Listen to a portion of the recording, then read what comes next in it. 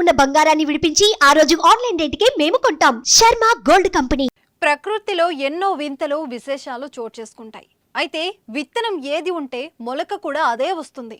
మొదలు ఏదైతే ఉంటే చెట్టు కూడా అదే ఉండటం సహజం. కానీ విత్తనం ఒకటైతే మొలక వేరుగా వస్తే ఒక చెట్టుకు కాయాల్సిన పండ్లు మరో చెట్టుకు కాస్తే వినడానికి విడ్డూరంగా ఉంది కదా. తాజాగా మధ్యప్రదేశ్లోని భోపాల్ ఇలాంటి ఓ వింత ఘటన చోటు చేసుకుంది.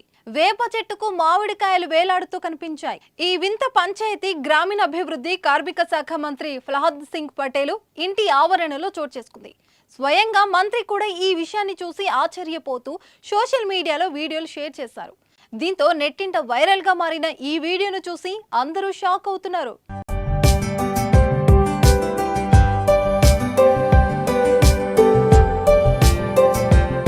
భోపాల్లోని ప్రొఫెసర్ కాలనీకి సమీపంలో ఉన్న సివిల్ లైన్లో అధికారిక నివాసం B7 బంగ్లా ఉంది.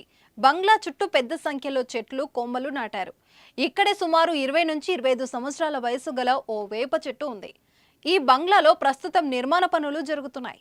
ఈ పనులను పరిశీలించడానికి మంత్రి ప్రహ్లాద్ సింగ్ పటేల్ ఇక్కడికి వచ్చారు.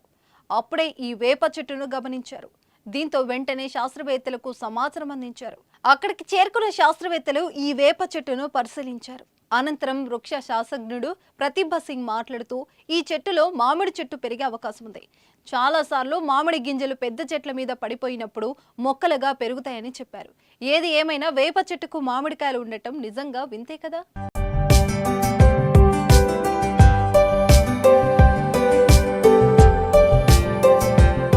సుమన్ టీవీలో మీ పర్సనల్ అండ్ బిజినెస్ ప్రమోషన్స్ కోసం కింది నెంబర్కి కాంటాక్ట్ చేయండి.